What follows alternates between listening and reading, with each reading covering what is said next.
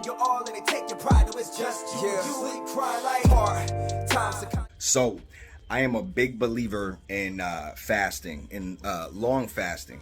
So I've been intermittent fasting for probably at least 5-6 years, but long fasting, 48 hours, 60 hours is probably like my favorite number, probably just because it's the easiest, the way that the days line up. And then like 72 hours. Big fan of doing these long fasts for various reasons. It helps with depression. It helps with being in touch with feeling gratitude. You come out of them thankful for the smallest things. I hope some of you out there can relate to this thought, but it's crazy how we can almost be or think that we have gratitude, like we think in a thankful way, but we can't access or actually feel gratitude. We know that we're thankful for something, but it's like we can't really like feel it. Like, oh, I'm so thankful for this. We know like, yeah, I'm thankful for the day. I'm thankful that I have this food, but we don't really feel that gratitude until you are starving for that food and you take a bite of a cucumber and you're just like, oh, like that's life. That is real gratitude. When you've been starved from something or you wanted something so badly, or another concept that I have is that when your needs match your wants, when your wants match your needs, that's when you really can become or have a very high level of gratitude. When you literally, you're so hungry, you don't want any sweets. You want the most nutritious bite of anything you can get. Your needs match your wants, and then you're just in a position of balance with your needs and your wants, to where your needs and your wants are both healthy things and not unhealthy things.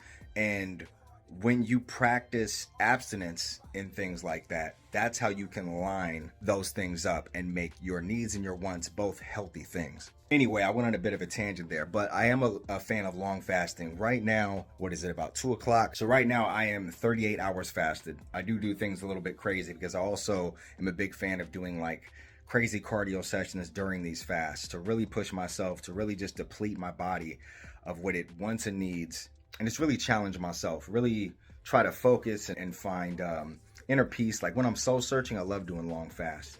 And it forces, what it does, it's so important, is it forces real gratitude. Now a 48-hour fast, I don't think is like super hardcore really, or even a 60, I don't think is really that hardcore if you're not super active. But like I said, with me, like I do 2-3-hour cardio sessions. I do some sessions where I'm just at home putting on, especially during a long fast, because you get weak. Sometimes you don't want to be at the gym. Sometimes you can't be super productive, or you just feel weak. And sometimes it's better to just do something at home and really focus on your breathing and being positive if that's what you're searching for. So I'll go home, I'll put on the most positive podcast I can think of, or something that I'm trying to learn, like whether it be music promotion or social media promotion, photography, whatever it may be.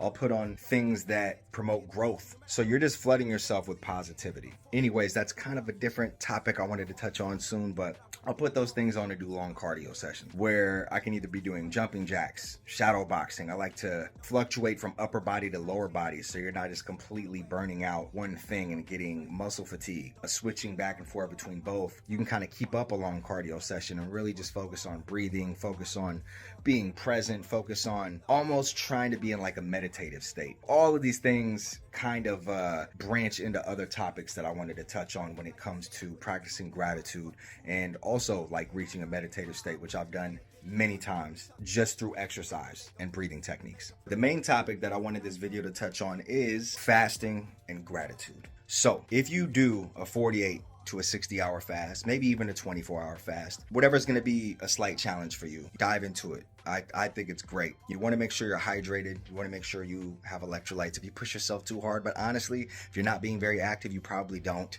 really need those things. Maybe just some water. Probably won't even need that. I train super hard. Honestly, I'm almost embarrassed of how hard I train because I'll do 4-5-hour sessions during these fasts, split them up when I'm not being a dad.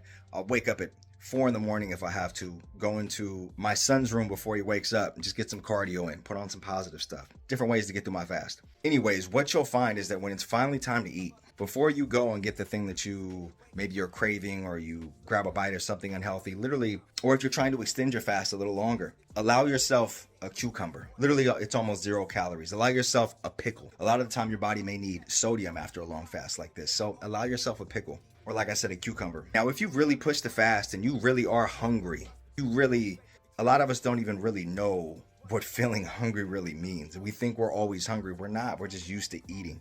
But when you really experience hunger and you have that little 5 or 10 calorie, 15 calorie cucumber, and it is just the best tasting thing you've had in 2-3 days. I mean, it tastes better. That cucumber will literally taste better than probably anything in your recent memory. That cucumber could taste like ice cream. I shit you not. I have ended a fast with cucumbers. I've ended a fast with cauliflower. And sometimes I'll like curry my cauliflower. I mean, it's almost 0 calories, dude. Super healthy. But that cauliflower, that thing that you took for granted, that little almost bland piece of food tastes so good. Doing these things forces you to have gratitude for food in a way that you probably have never experienced if you've never put yourself through this. So many cultures practice fasting for so many different reasons. And a lot of it comes down to gratitude and being connected to spirituality. Practicing this delayed gratitude, practicing this abstinence, force you to really deeply feel and experience gratitude in a way that you're probably not familiar with. Just saying you're thankful for something is not the same as when you actually need something and you finally get it and you experience this gratitude. This helps so much. A big part of depression is not being able to experience gratitude. If you can force yourself to feel real gratitude, it's one step in the right direction towards conquering depression and getting through another day a little more happy with a little less weight on your shoulders and being able to see a little bit more light at the end of the tunnel. Yes, I struggle off and on with depression. Yes, I have a lot of dark days. But literally doing stuff like this, I can start the day feeling like breaking down and crying. And within a couple of hours of doing things like this, or like the positivity induced podcast, long cardio sessions where I'm just alone, the contrast between when I start and end the session can be the craziest night and day, feeling like crying and breaking down before, to finishing the session, almost feeling meditative, and then having to like hold back tears of gratitude.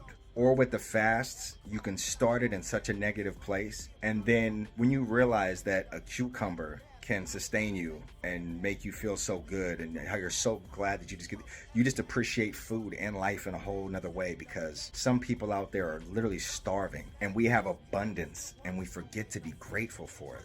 We all have to remind ourselves to be truly thankful and grateful for all that we have. How do you do that? With practices like this, with restriction, with fasting.